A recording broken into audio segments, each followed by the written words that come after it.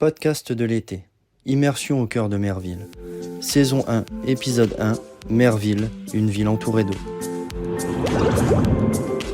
Nous allons vous parler d'un élément omniprésent dans la commune, l'eau. Cet élément naturel façonne les paysages et les villes. C'est autour de cet élément que se construisent les villes d'une manière générale. C'est autour de cet élément que l'on aime se retrouver au beau jour. L'eau nous attire, elle est synonyme de quiétude, de dépaysement, de loisirs.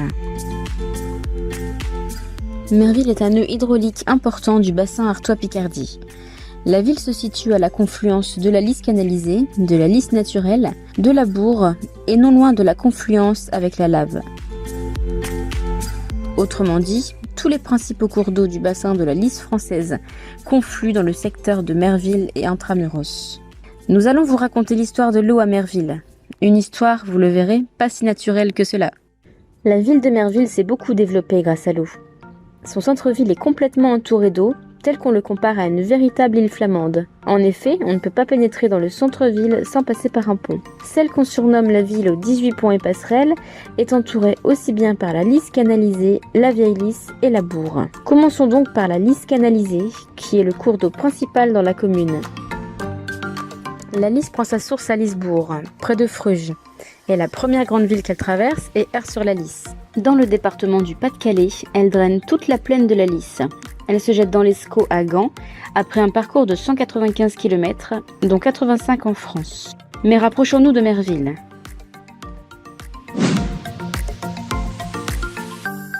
Le cours naturel de la Lys, que l'on nomme Vieille Lys, vient en fait de Calonne. Il passe sous le pont de chemin de fer, entre la rue du Général de Gaulle et l'étang Gilbert-Nugout, puis le long de l'étang, pour ressortir non loin du moulin Aignan. C'est le cours naturel de la Lys qui passe derrière l'espace culturel Robert Hossein, sous le pont Saint-Pierre, qui était à l'origine dénommé pont de la Lys, et le long du quai des Anglais, pour faire le tour du parc des Prés de la Ville, jusqu'à la pointe pour rejoindre la Lys canalisée. Et maintenant, un peu d'histoire.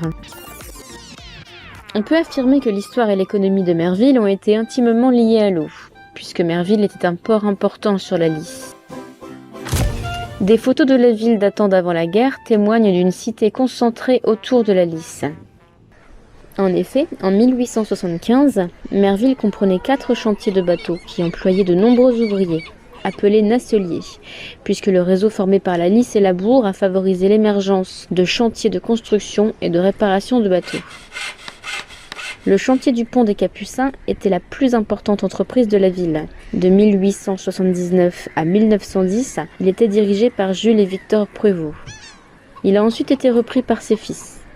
Avant la Première Guerre mondiale, l'entreprise employait plus de 180 personnes.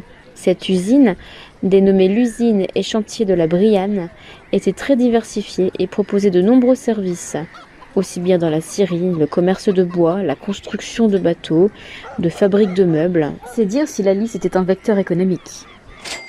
Autre exemple, le chantier de bateau rue Duhamel-Liard. Il a été fondé en 1853 par Sabin Allouchery-Pruvot. En 1882, son gendre, Joseph Quille, lui succède. En 1920, ce sont les fils de Joseph qui dirigent l'entreprise. On y fabrique des péniches, mais également des dragues, des passerelles, des hangars. Elle fournit les chemins de fer, le génie civil, la marine et les ponts et chaussées. Mais le véritable changement pour Merville, ce qui a modifié le paysage, c'est une loi, la loi Freycinet, du 5 août 1879. Elle prévoit un développement rapide et organisé des ports, canaux et chemins de fer, de manière à rattraper le retard que la France a pris sur l'Angleterre, la Belgique ou l'Allemagne. Cette loi impose de rendre les principaux canaux français navigables aux péniches de 38,5 mètres de long, 5 mètres de large et 1,80 m de tirant d'eau. Toute la Lys était déjà calibrée pour le passage des bateaux de ce gabarit, à l'exception de Merville. À cette époque, certains habitants et commerçants étaient contre ce projet. Les premiers craignaient pour leurs maisons et les infiltrations d'eau que les travaux auraient pu causer, et les seconds craignaient pour leur commerce, car ce projet changerait les habitudes de tous. Après une pétition et divers débats en conseil municipal, le chantier démarre en 1885 et une écluse est construite aux 2 ponts. La dérivation s'est achevée en 1887. Ce sont des immigrés italiens et portugais qui ont réalisé ces travaux avec des brouettes, des bêches et des pioches. Des travaux ont été entrepris à différents points du parcours de la rivière. De Aire à Éther, la Lys a été élargie, approfondie et son cours a été modifié, notamment à Saint-Venant et Merville. Les écluses de ces deux villes ont été reconstruites pour un montant de 1 246 000 francs. Ces travaux ont donc apporté des modifications dans le paysage mervillois. L'écluse a été implantée au milieu d'un square sur la rue de Béthune, aujourd'hui appelée rue du Général de Gaulle. Elle était encadrée par 2 ponts-levis. La rue du Hamel a été coupée. Il en fut de même également pour la rue Basse, dont un tronçon sans issue se retrouvait coincé entre la nouvelle dérivation et la décharge de la Lys. Des aménagements et des plantations d'arbres ont été effectués en bordure de cette dérivation. L'écluse des 2 ponts est pourvue de 3 décharges qui permettent une évacuation des eaux en période de crue, lorsque le niveau est trop élevé. L'une est située à l'emplacement de l'ancienne écluse, derrière l'espace Robert-Hossein. La seconde, que l'on appelle la décharge de Saint-Floris, se situe à 3 km en amont au lieu-dit de la Motte-Baudet. Et la troisième est l'ancien cours de la Lys naturelle qui rejoint la dérivation de la vieille Lys au sud de la ville, juste après l'ancien chemin de fer de la ligne Merville-Berguette et qui passe sous le pont de la Bonne Friture. Avec la dérivation de la Lys, la route de Calonne a été détournée.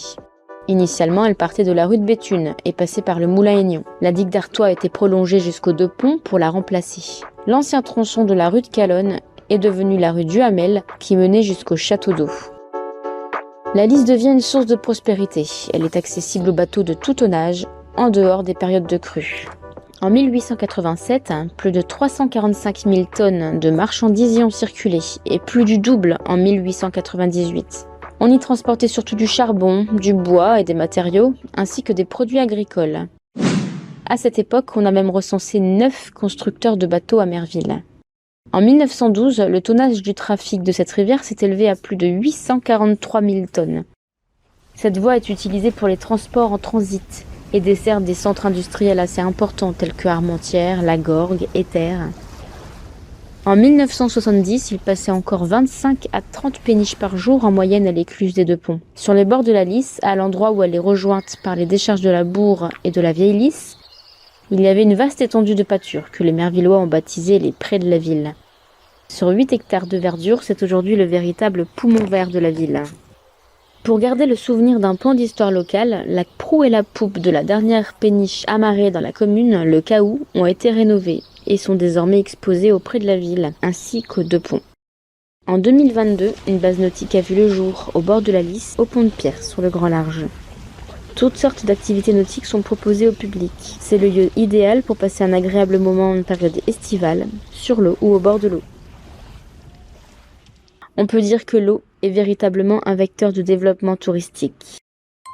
Nous avons parlé de toute l'histoire de la Lys, mais comme nous l'avons évoqué, la Bourre est le 2e cours d'eau qui traverse la ville. La Bourre, qui prend sa source à Morbec, rejoint la Lys canalisée au pont de Pierre. C'est un petit cours d'eau paisible, avec méandres, appelé Crombion, qui était autrefois navigable.